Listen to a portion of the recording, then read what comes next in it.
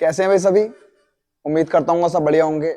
कल नहीं आ पाया था, थोड़ा सा यूट्यूब पर बता दिया था कि वो थोड़े टाइप स्टाफ हमारे, उनकी तबीयत तो थोड़ी ऐसी हो गई थी। तो स्टार्ट करते हैं अपना सेशन, ज्यादा समय वेस्ट नहीं करेंगे, मात्र 20 से 25 मिनट। क्वेश्चन पहला कहता है कि I hope that we will arrive at the ideal trade off soon, कि हम जल्दी ही वहां पर जो ट्रेड है वहां पर जल्दी ही पहुंच जाएंगे। अब सिंपल सी बात है कि मैंने उम्मीद की या मैं उम्मीद करता हूं, बाहर वाली घटना जब प्रेजेंट में हो तो अंदर की घटना का टेंस चेंज नहीं रहता, विल का विल ही रहेगा। अगर मैं कहूं नो एरर इज रिक्वायर्ड, बेटा यहां पर आपके कोई भी एरर नहीं है। क्वेश्चन अगले पर चलते हैं जरा। पहले का सी हो गया, क्योंकि बाहर वाली अगर रिपोर्टिंग वर्ब या घटना प्रेजेंट में है तो अंदर के टेंस में आपको बदलाव नहीं करना बिल्कुल भी, फिलहाल विल का विल रहेगा। क्वेश्चन नेक्स्ट क्या कहता है, जरा इसकी बात सुन लेते हैं। ये क्वेश्चन आया हुआ है आपका, आई थिंक ये एमटीएस के एग्जाम में आया था, अभी 2023 का जो मॉर्निंग का शिफ्ट हुआ है। कर लेते हैं। I if I was a clown, अगर मैं मस्करा होता तो I would have made everyone smile, मैंने हर व्यक्ति को हंसा दिया होता। अब सिंपल सी बात है, कभी भी कोई व्यक्ति कुछ बनने या होने की कल्पना करे, बनने या होने की कल्पना, मैंने अपनी क्लास में कंडीशनल सेंटेंसेस में इतना बताया है, कभी भी कोई व्यक्ति कुछ बनने या होने की कल्पना करता है तो वी का सिर्फ और सिर्फ ये 5 भी होते हैं। इज भी होता है, एम भी होता है, आर भी होता है, वाज भी होता है और बर भी होता है। इस कंडीशन में हम बी का सिर्फ और सिर्फ बर रूप यूज करते हैं। अगर मैं मस्करा होता, आई वाज नहीं होगा, if I were A clown आपने लगाया है। Option number C is correct answer. Question number तीसरे की तरफ अग्रसर होते हैं, और जल्दी से फटाफट रिवीजन है तो हाई कोर्ट वालों के लिए एक तरीका का मैं मान रहा हूं कि ये उनके लिए एक मैंने एक जड़ी बूटी तैयार की है कि आप अपना प्रैक्टिस कीजिए और तुरंत आगे बढ़ते चले जाइए। Pupils might confess just to get out of the interrogation room, जो लोग हैं वो इस बात को कन्फेस कर लेते हैं कि हमें जो इंटरोगेशन रूम है उससे गेट आउट हो जाना है, या संभावना हो सकती है कि हम गेट आउट हो जाएंगे। जब भी मुझे अगर पास्ट की पॉसिबिलिटी दिखानी है तो मैं माइट का यूज कर सकता हूं मे की पास्ट फॉर्म के रूप में। दुनिया की कोई सी भी मॉडल हो, उसके बाद कन्फेस, उस चीज को स्वीकार करना या कन्फेस कर लेना, मेन वर्ब की फर्स्ट फॉर्म आती है। अब एक शब्द आया इसमें प्यूपिल्स, यहां पर कोई अलग अलग राष्ट्र के लोगों की बात नहीं चल रही है। मैंने कहा अगर प्यूपिल हैं तो प्यूपिल होते हैं सामान्य रूप में लोग। अगर मैं सामान्य रूप में लोगों की बात करता हूं तो बेटा सामान्य रूप में तो ये होते हैं प्यूपिल। लेकिन अगर प्यूपिल का भी प्यूपिल्स करना पड़े, ये मैंने बहुत ज्यादा नाउन के चैप्टर में बच्चों को पढ़ाया था, तो फिर ये लोग नहीं बल्कि राष्ट्र या देश के लोग हो जाते हैं। अलग अलग राष्ट्र या देश की बात चलने लगती है, और जब अलग अलग राष्ट्र या देश की बात करूंगा तो वहां पर प्यूपिल्स करता हूं। लेकिन नॉर्मल सेंस में यहाँ प्यूपिल के बारे में बता रहा था कि लोग जो हैं इस बात को कन्फेस कर सकते हैं कि जब इंटेरोगेशन रूम है तो उन्हें गेट आउट कर दिया जाता है। फिलहाल अगर आपने लगाया है बी पार्ट में तो बढ़िया, प्यूपिल्स नहीं होगा बेटा, प्यूपिल होगा। आगे चलते हैं। क्वेश्चन नंबर जो ये थर्ड है, क्या कहता, मैनी फीमेल मैमल्स, जो ये फीमेल स्तनधारी हैं, इंक्लूडिंग इनमें शामिल है रैबिट्स खरगोश एंड कैट्स मतलब कि बिल्ली, ovulate only when they mate, जब ये मिलते हैं तब ही अंडज जो होता है उनका, जिसे हम बोल सकते हैं अंडाणु, तो उस अंडे में से तभी निकलते हैं जब आपस में ये मैमल्स स्तनधारी, जब ये आपस में एक दूसरे से मेट करते हैं।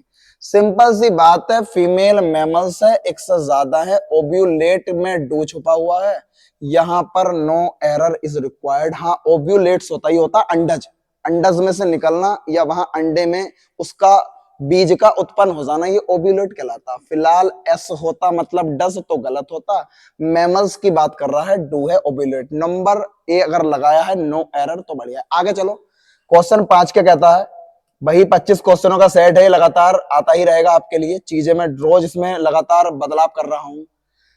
1-to-1 interaction with parents is not to be important. अगर मैं कहूं कि माता पिता से जो कनेक्शन है, जो हमारा इंटरएक्शन है, वो अब जानता है या उसे जाना जाता है, बहुत ही इंपॉर्टेंट। और वी के बाद आपको जानता नहीं जाना जाता है, वी नन करना था। अगर वी थर्ड फॉर्म लगाई है मतलब कि सेंटेंस जाता पैसिव में, और पैसिव की पहचान है वी और वर्ब की थर्ड फॉर्म। फिलहाल जानता नहीं जाना जाता है, लगाओ ए पार्ट में। आ जाओ 6। ये 6 क्वेश्चन बड़ा प्यारा है, जरा इसे भी देख लेते हैं। इफ यू हैव रिमेन्ड काम, अगर आप शांत रहते हो, you could have saved the situation, तो आपने वो सिचुएशन को सेव कर लिया होता। ये कंडीशनल में जोड़े पढ़ाए थे। अगर इफ के साथ यहां पर हेड और वर्ब की थर्ड फॉर्म है, तो बेटा उसका जोड़ा would have third form, would have third form, could have third form, might have third form, और या कह सकते हो शुड हैव थर्ड फॉर्म से बनेगा। सिंपल सी बात है, अगला जोड़ा कुड हैव थर्ड फॉर्म से है, तो यहां पर हैव थर्ड फॉर्म नहीं, हैड थर्ड फॉर्म होना था। यू हैड रिमेन्ड काम, option number D is correct answer. फिलहाल आपका क्वेश्चन 6 कंप्लीट हुआ, 7 की तरफ अग्रसर होते हैं। अगर मैं कहूं क्वेश्चन नंबर 7 क्या कहता है, देखो ये बड़ा प्यारा है और इसमें आपको आंसर लगाना था। आई विल स्पेंड, मैं गुजार दूंगा, my rest of remaining life in my native, जो मेरा मूल गांव है उसमें मैं अपनी पूरी जिंदगी गुजार दूंगा। देखो रेस्ट और रिमेनिंग दोनों एक साथ नहीं आ सकते, रेस्ट भी रिमेनिंग को दिखाएगा और रिमेनिंग भी जो है ये रेस्ट को दिखाता। दोनों एक दूसरे के साथ सुपरफ्लुअस माने जाते हैं, कभी एक साथ नहीं आ सकते। आप सेंटेंस को सही करोगे तो ये आ जाएगा the rest of my life, मेरी जिंदगी का जो अंतिम यात्रा होगी, या जिंदगी का जो अंतिम सफर होगा, या जिंदगी का जो अंतिम बचा हुआ समय होगा, मैं अपने जो मूल गांव है वहां बिताना चाहता हूं। कभी भी रेस्ट और रिमेनिंग नहीं आ सकते, the rest of my life. Question 7 खत्म होता है, क्वेश्चन 8 की तरफ बढ़ते हैं। क्वेश्चन 8 क्या कहता है, जरा इसे भी देख लेते हैं। He went to the bed with a slight fever, बुखार आ गया था थोड़ा बहुत, तो वो बेड पर चला गया सोने के लिए। अब अगर मैं कहूं कि कभी भी आपको गो टू बेड हो, तो गो टू द बेड नहीं होता, गो टू बेड। ऐसे ही गोन टू बेड, तो ध्यान रखना वेंट टू द बेड, उस बिस्तर की बात नहीं कर रहे, खाली बिस्तर की बात कर रहे हैं। वेंट टू बेड, द लगाने की कोई जरूरत नहीं थी। आपने डेफिनेट आर्टिकल क्यों दिया, कोई खास बिस्तर की थोड़ी ना बात चल रही थी। फिलहाल बी में लगाया 8 के, तो बढ़िया है। क्वेश्चन नंबर 9 की तरफ अग्रसर होते हैं। समय बहुत ही कम लगाना है, मैं चाहता हूं कि कम से कम समय में इसकी प्रैक्टिस हो। फिलहाल आगे बढ़ते हैं। यहां per your name precedes before mine in the list. देखो प्रीसीड्स और अगर मैं बात करूं बिफोर, दोनों का मतलब पहले होता है। प्रीसीड का मतलब भी पहले, बिफोर का मतलब भी पहले, दोनों सुपरफ्लुअस हो गए। और सुपरफ्लुअस का मतलब होता है अनावश्यक, और दोनों चीज कभी एक साथ नहीं आ सकती, तो सुपरफ्लुअस अनावश्यक है। आपको क्या करना है, आपको तुरंत बिफोर काट देना है। जिसने लगाई सी पार्ट में बढ़िया है, इसके अलावा आंसर नहीं। क्वेश्चन नंबर 10 की तरफ अग्रसर चलते हैं। आगे क्वेश्चन नंबर 10 क्या कहता है, जरा इसके बारे में देख लेते हैं। यहां पर बड़ा प्यारा क्वेश्चन है और एक लाइन में ही इसे मैं खत्म करूंगा, जरा पढ़ो।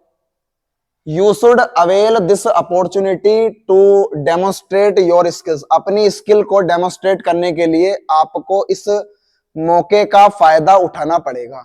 देखो अवेल है किसी मौके का फायदा उठाना, और अवेल के साथ ये ध्यान रखना, avail self of something, avail self of something, किसी भी चीज का यहां मजा उठाना है तो समथिंग में जो चीजें हैं वो यहां पहुंच जाएंगी। ठीक, अवेल है किसी परिस्थिति का या फायदा उठाना, किसी मौके का लाभ उठाना, किसी मौके का लाभ उठाना, ये होता है अवेल। आप किसी मौके का लाभ उठा रहे हो तो ये अवेल होता है। और अवेल के साथ सेल्फ का मतलब है रिफ्लेक्सिव केस का आना जरूरी है, यही गलती हो गई। You should avail, yourself of आना था, योर सेल्फ, और प्रीपोजिशन जो आती है ऑफ आती है। You should avail yourself of, अब आ जाएगा this opportunity to demonstrate your skills. अगर लगाया है सी पार्ट में तो बढ़िया है, अवेल के बाद रिफ्लेक्सिव केस का लगना जरूरी है, और प्रीपोजिशन भी क्या आती है, ऑफ आती है। You should avail yourself of this opportunity to demonstrate your skills. 10 का सी लगाया है तो बढ़िया। क्वेश्चन 11 पर चलते हैं। क्वेश्चन 11 ये, अब मैंने एक क्लोज टेस्ट की पहल कर दी है, और क्लोज टेस्ट तो आपके लिए बड़ा जरूरी है 11 से 15। स्क्रीन पे मैं बेटा थोड़ा सा टाइम देखता हूं, क्योंकि मैं चाहता हूं टाइम कम से कम हो, यहाँ कोई चीटिंग वगैरह नहीं है कभी, क्योंकि हमारी स्क्रीन ना सामने नहीं लगी हुई है, तो आदत सामने होती है देखने की। अब मैं ऐसा हूं तो कैमरा है इधर, जो है स्क्रीन लगी हुई है, तो ऐसा कुछ नहीं है। स्क्रीन में मैं देखता रहता हूँ कि समय कितना चल रहा है, ठीक है ना। बढ़ते हैं आगे। जॉन वाज एन आर्टिस्ट, रिक्त स्थान प्रोफेशन। अब पेशे से आर्टिस्ट था, अब मैं लगाऊं कि ऑफ होता है, बाई होता फ्रॉम। देखो कोई पेशे से डॉक्टर भी हो सकता, कोई पेशे से खिलाड़ी भी हो सकता, और कोई पेशे से आर्टिस्ट मतलब कलाकार भी हो सकता। ध्यान रखना, अगर कोई भी ऐसा हो तो वो बाई प्रोफेशन होता, कि मैं व्यक्ति से वो हूं, इसके अलावा प्रीपोजिशन नहीं आएगी। तो ये कहना चाह रहे हैं कि जॉन पेशे से आर्टिस्ट है, बाई प्रोफेशन आता। अगर आपने लगाया है तो बढ़िया, पेशे से डॉक्टर हो, पेशे से खिलाड़ी हो, बाई के अलावा आंसर नहीं है। आगे मैं आपके लिए विकल्प बढ़ा देता हूं इसमें जरा, दूसरा आप पढ़ सकते हो। दूसरा कहता है बेटा इसके बारे में, he was very blank at his work. अभी देख लो, वह जो है अपने काम में, अभी मुझे आगे नहीं देखना, सिर्फ एट देख लो। देखो रिचर एट नहीं होता, बेटर एट नहीं होता, बेस्ट एट नहीं होता, लेकिन प्रीपोजिशन में मैंने पढ़ाया था गुड एट, और गुड एट का मतलब होता है किसी काम में, अगर आप किसी काम में निपुण हो, या किसी काम में आप सक्षम हो, या किसी काम में आप सर्वोच्च हो जाते हो, सर्वोत्तम, तो ऐसी अगर स्थिति है तो वहां पर मैं जो यूज करूंगा वो गुड एट करूंगा, इसके अलावा आंसर नहीं है, क्योंकि गुड के साथ ही प्रीपोजिशन ने आंसर दे दिया। ये एट किसके साथ फिक्स होती है, गुड एट। तो जोहन प्रोफेशन से एक आर्टिस्ट था, और वो अपने काम में बहुत ही ज्यादा सर्वोत्तम या निपुण था, गुड एट हिज वर्क। आगे चलो, एंड से अब आगे की बातें करते हैं जरा। अब दो हमारे जो ब्लैंक थे पूरे हो चुके हैं, तीसरे की तरफ बढ़ते हैं जरा। यहां कहा गया है कि एंड कुड रिक्त स्थान any subject, he could think of it. किसी भी सब्जेक्ट में ब्लैंक कर सकता था, जिस भी बारे में वो सोचा करता था, या जो भी प्लान बनाता था। अब कुड है मॉडल, मॉडल के बाद हमेशा यहां आंसर लाने के लिए देखो सबसे बेहतरीन ग्रामर का रूल है, अगर मॉडल दी हुई है, दुनिया की कोई सी भी मॉडल हो, हमेशा हेल्पिंग वर्ब की फर्स्ट फॉर्म आती है। अगर मैं पेंटेड करूं तो ये खत्म हो गया। अब प्लांटिव मैं यहां पर यूज नहीं करूंगा, इसका तो अर्थ ही बदल गया, जैसे नुकसानदायक हो, या कोई चीज ऐसी हो सकती है डेट्रीमेंटल हो, तो यहां पर यहां एडजेक्टिव की बात भी नहीं चल रही है, क्योंकि ये वैसे भी बी के बाद आना था। अब वर्ब प्लांट भी और पेंट भी है, तो पौधे रोपण की बात नहीं होती, कलाकार पुताई करता, जिसने लगाया paint. And could paint any subject he could think of, वो किसी भी विषय पर पेंट कर देता था, या कोई भी बात होती थी, या कोई सी भी ऐसी पेंटिंग हुई जिस पर उसे पेंट करना था, वो कर सकता था, जो भी दिमाग में आता था, अगर पेंट करा तो बढ़िया। आगे आओ, बट अब क्वेश्चन थोड़ा सा फिर चेंज होगा इसमें। क्वेश्चन कहता है but circumstances forced him to blank. अब परिस्थितियों ने उसे मजबूर किया इन, फिर blank, the work of renowned artist. जितने भी फेमस या प्रसिद्ध आपके कलाकार रह चुके हैं, उनके कामों ने किस तरीके से किया। आंसर देखो, but circumstances forced him, circumstances होती हैं परिस्थितियां, परिस्थितियों ने उसे मजबूर किया, अब क्या करने के लिए। अब मजबूर किया होगा तो मैं कहूं ये सेंटिफाई जो होता है, सेंटिफाई का मतलब है ये होता है स्वच्छ, अगर मैं किसी चीज को स्वच्छ करूं या किसी चीज का स्वच्छीकरण होता, शुद्धिकरण कह सकते हो, तो अगर मैं बात करूं ये सैंक्टिफाई होता, शुद्धिकरण करना या स्वच्छकरण करना, तो ये सैंक्टिफाई तो शुद्धिकरण होता, स्वच्छ करना। अगर मैं सोशलाइज की बात करूं तो ये होता है जब हम समाज में, या कह सकते हो एक तरीके से पूरा एक गुट इकट्ठा होना, कोई गुट हो जाए या किसी गुट का इकट्ठा होना, या किसी पूरे एक समाज का, जो भी सोसाइटी में रहते हो, तो ये तो एक तरीके का एक समारोह टाइप का बन जाएगा जो इकट्ठा करना होता, गुट वगैरह। सिंथेसाइज तो ये किसी चीज को, जब मैं कहूं कि अगर कोई चीज आपकी प्राकृतिक नहीं है, अगर कोई चीज आपकी है वो सिंथेटिक मतलब कृत्रिम, तो उस चीज को संश्लेषित करना, ये कह सकते हो उस चीज को बनाना या उस चीज का संश्लेषण करना, ये तो सिंथेटिक होता है। क्योंकि सिंथेटिक जो होता है वो कृत्रिम होता है और चीजों को संश्लेषित कर सकते हैं। लेकिन एक स्पेशलाइज का मतलब होता है किसी बात पर ध्यान आकर्षित करना, किसी विषय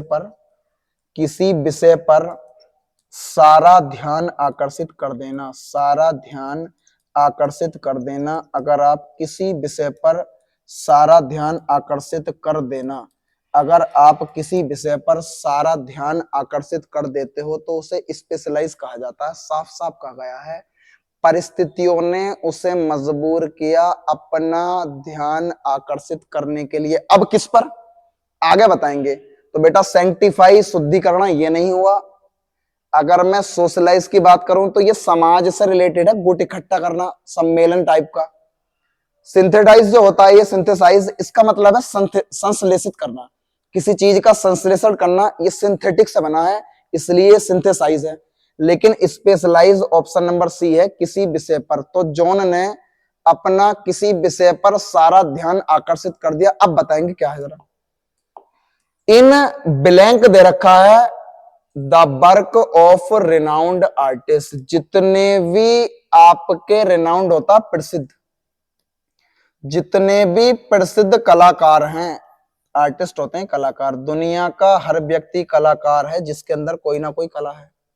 और वर्क जो दे रखा ना, ये काम नहीं दे रखे, जो उनकी कृति हुई, जो उन्होंने कोई चीज ऐसे लिखी है, कृति हो सकता है, कोई उनके ऐसे कार्य हो सकते हैं जो उन्होंने किए हों, तो उनकी कृति भी हो सकती है जो उन्होंने कृतियों की रचना की हो, क्योंकि वर्क्स जो होते हैं कृतियां भी हो सकती हैं, और उद्योग धंधों को भी वर्क बोल देते हैं। लेकिन जब काम हो तो वो वर्क ही रहता है, ये क्लियर है।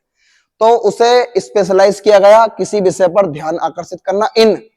अब उसने क्या करा होगा, the work of renowned artist, जितने भी फेमस कलाकार हैं, परिस्थितियों ने उसे उनके जितने भी कार्य थे, जितनी भी कृति थी, उनके कामों की नकल करने के लिए मजबूर कर दिया। और डुप्लीकेट का मतलब वही होती है जो फर्जी या कॉपी होती है, इसे बोलते हैं नकल करना। डाउट तो संदेह पैदा करना, डोमिनेटिंग तो प्रभुत्व जमाना होता कहीं पर, और डबलिंग का मतलब तो दोहरा करना होता। साफ कहा गया है कि परिस्थितियों ने उसे किसी विषय पर ध्यान आकर्षित करने के लिए मजबूर किया। इन डुप्लीकेटिंग, जितने भी महान कलाकार हुए हैं उनके कार्यों की नकल करने के लिए, कॉपी करने के लिए परिस्थितियों ने जॉन को मजबूर कर दिया। Duplicating is correct answer. उम्मीद करता हूं आपको बढ़िया लगा होगा। ऐसे ये मैं क्लोज टेस्ट रोज लाता रहूंगा बेटा, ये भी किसी एग्जाम में आया हुआ था।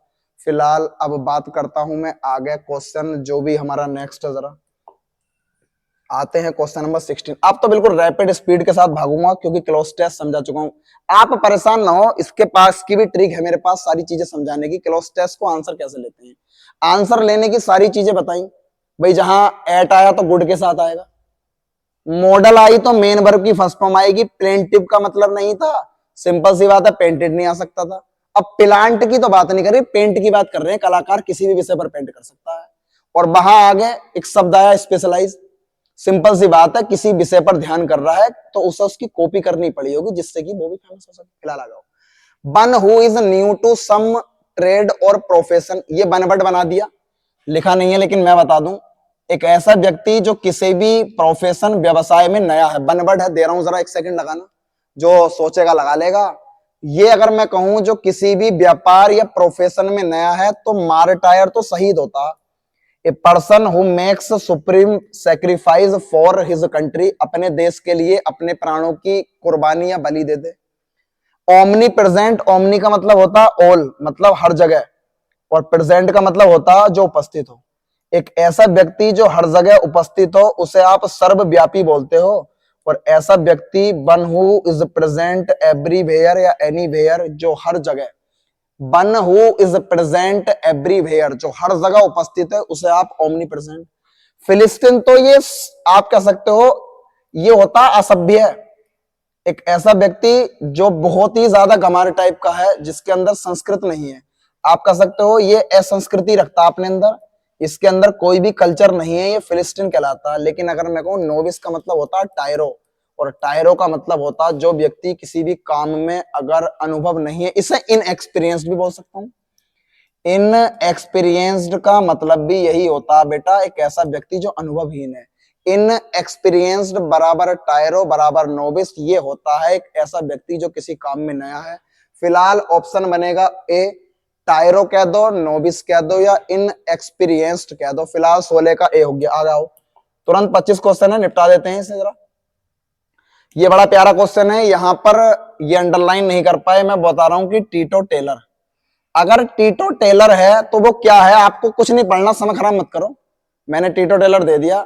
ही बिकेम, वह बन गया teetotaller after witnessing the negative effects of alcohol on his friends, जो उसके दोस्तों पर एल्कोहल का गलत प्रभाव पड़ा था, इसलिए एल्कोहल से बचने के लिए, उससे दूरी बनाने के लिए वो टीटो टेलर बन गया। अब टीटो टेलर क्या व्यक्ति है, जो कंज्यूम करता है, जो लाइक करता है खाना पीना, जो अपनी हेल्थ के बारे में ज्यादा कॉन्शियस रहता, बड़ा ही थोड़ा सचेत टाइप का रहेगा, और जो दोस्तों को नहीं बनाता है, जिसके दोस्त नहीं होते।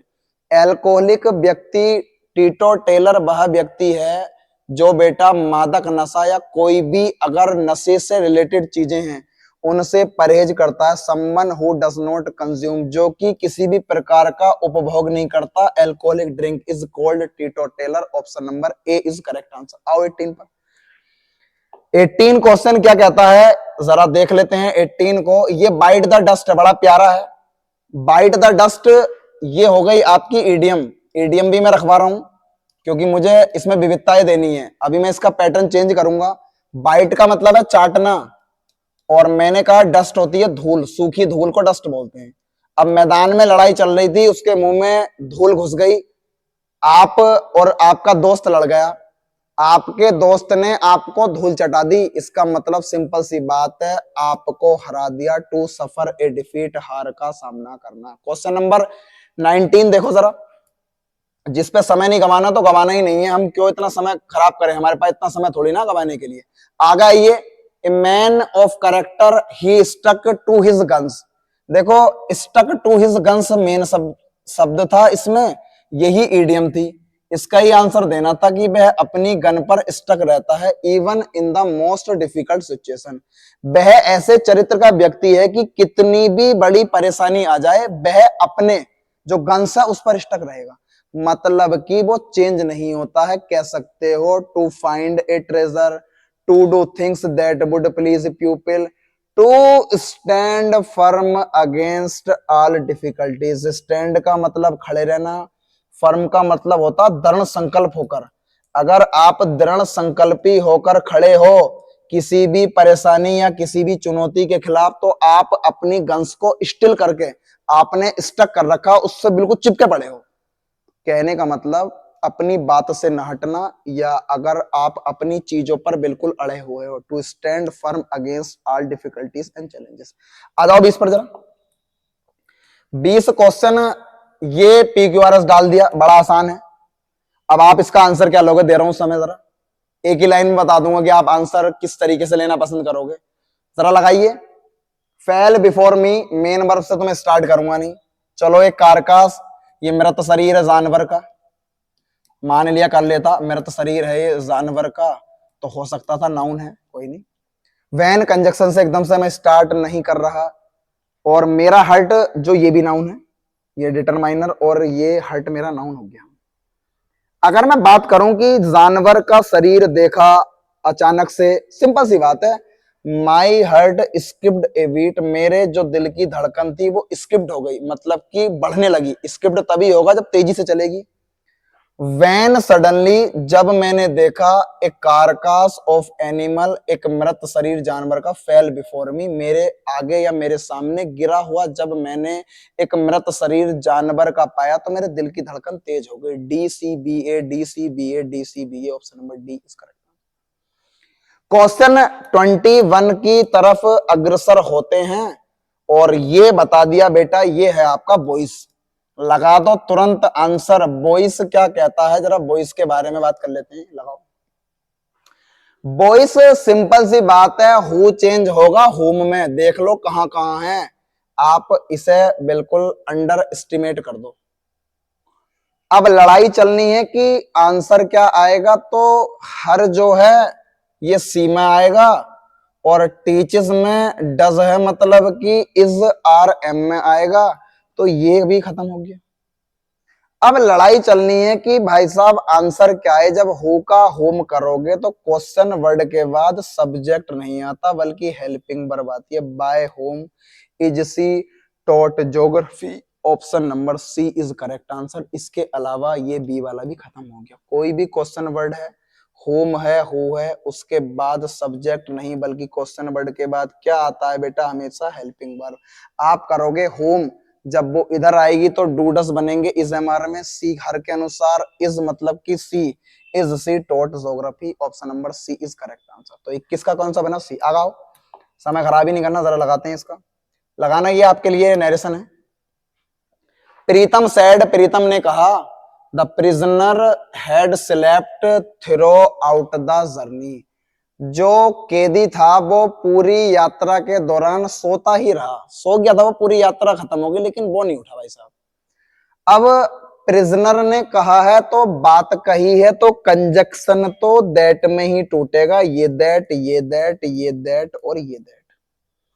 अब जब ये पास्ट परफेक्ट है तो पास्ट परफेक्ट नो चेंज रहता है। अगर आपने हेड स्लेप्ट का हेड स्लेप्ट ही करा है, मतलब कि Pritam said had been, Pritam said that the prisoner had sleep, ये तो आपने हेड के बाद हैज तो आ नहीं सकता था, option number C is correct answer. Pritam ने कहा जो कैदी था, the prisoner had slept throughout the journey, option number C is correct answer. आ गई 23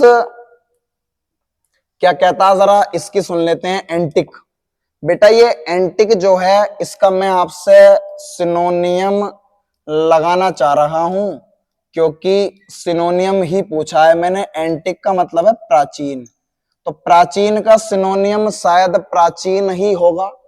तो अगर कौथिक की बात करूं, कौथिक नहीं था, ये क्लोथिक था। ये सी है, CLOT, क्लोथिक्स तो वही है, कपड़ों से रिलेटेड अगर कोई चीजें हैं तो क्लोथिक है वो। तो ये कौथिक नहीं था, क्लोथिक था। न्यू तो नया होता है इसका एंटोनियम, मॉडर्न भी नया होता है एंटोनियम, लेकिन एंशिएंट भी प्राचीन होता है। अगर सी लगाया तो बढ़िया है। एंटिक का सिनोनियम एंशिएंट होगा, प्राचीन। आगा ये 24 क्या कहता है, जल्दी से सेशन को बिल्कुल समाप्त की तरफ लेकर जा रहा हूं। मैंने कहा फेथफुल, फेथफुल जिसके अंदर फेथ हो, फुल से भरा हुआ हो, वफादार। और वफादार व्यक्ति का आपको सिनोनियम लगाना है, क्योंकि मैं सिनोनियम पूछ रहा हूं। वफादार होता लॉयल, कहते हो ना लॉयल्टी कितनी है आपके अंदर, लॉयल्टी होती वफादारी। अब चीयरफुल तो खुशी से पागल हो जाता, अनफेथफुल तो धोखेबाज है इसका एंटोनियम। अगर मैं कहूं डेयरिंग तो दुस्साहस करना होता किसी काम का, लेकिन लॉयल होता वफादार, और वफादार का सिनोनियम वफादार होगा। 24 का लगाओ डी। और क्वेश्चन 25 क्या कहता है, इसकी सुन लेते हैं।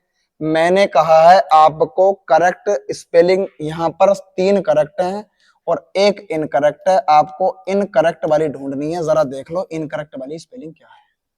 इतनी बार क्लास में करा दिया ये क्वेश्चन कि बच्चे अभी भी अगर गलत कर रहे हैं तो गलती उनकी है, मेरी नहीं है, जो मेरे पढ़ाए हुए। अगर आप कर रहे हो तो हो सकता है। देखो फुलफिल, पहले तो फुलफिल की स्पेलिंग देख लो। अगर मैं कहूं फुल ये होता और फिल ये होता, और जब ये मैंने कहा पूरा करना ये है और भरना ये है, लेकिन जब ये आपस में मिलती ना फुलफिल, तो ये जुड़ती नहीं, कट जाती हैं। अगर फुलफिल की स्पेलिंग करनी है FULFIL, this is correct spelling. Fulfil, कोई भी चीज हमें पूरी करनी हो तो उस चीज को फुलफिल करना हो, भरना हो। तो फुल मतलब पूरा, फिल मतलब भरना, पूरा करना फुलफिल होता है। तो फिलहाल अगर मैं कहूं FULL खत्म, लेकिन अगर मैं कहूं आपसे फुलफिल, ये भी सही है। अगर मैंने कहा फुलफिल्ड, ये भी ठीक है। और मैंने कहा फुलफिलिंग FILLING, तीनों सही है। लेकिन अगर फुलफिल की स्पेलिंग गलत वाली थी तो option number D is correct answer. FULL नहीं, FU होगा। FUL FIL दोनों में अंतर ये है। फुल की FULL, फिल की FILL, जब जुड़ेंगी तो ये इससे खत्म, ये इससे खत्म, फुल और फिल मतलब कि दोनों में single single L. Option number अगर डी कर रहा है यही गलत था और सब बेटा इसमें सही थे। उम्मीद करता हूं आपका सेशन बढ़िया रहा होगा और मैं यही चाह रहा हूं कि देखो, सफलता असफलता तो अपने में अलग हो जाती हैं। प्रैक्टिस करते रहो और यकीन मानना कि अगर आप अपनी मेहनत कर रहे हो तो मेहनत व्यर्थ नहीं जाती। जैसे कहते हैं ना, hard work always gives results. मेहनत हमेशा परिणाम देती है और परिणाम देगी। बस आप अपना फोकस अपनी पढ़ाई पे करते रहो। बाहर क्या चल रहा है, कहाँ क्या चल रहा है, इस बात से कोई ध्यान नहीं देना है। चीजें आपके लिए रोजाना ला रहा हूं, आप अपना जो मेन उद्देश्य है उस पर फोकस करो। और SSC वालों, आप भी इन्हें देख सकते हो, आपके लिए अनजान नहीं है, आपके लिए तो बिल्कुल एकदम लड्डू टाइप का है, ये इतना आसान है। और अभी मैं दिवाली के बाद तुरंत SSC वालों के लिए शाम को लाने वाला हूं एक बहुत बेहतरीन सेशन। उसमें मिसलिनियस क्वेश्चन हुआ करेंगे इंग्लिश के, ला दिया, वोकेब का ला दिया, अभी नाउन का हो गया, कंप्रीहेंशन, दुनिया भर के सारे क्वेश्चन जो भी हो सकते हैं। फिलहाल ये सेशन बढ़िया था, ज्यादा समय खराब नहीं करूंगा। आज ही के लिए इतना ही काफी। कल फिर एक नई क्लास के साथ आता हूं, बेहतरीन एनर्जी और पूरे जोश के साथ। नमस्कार, धन्यवाद।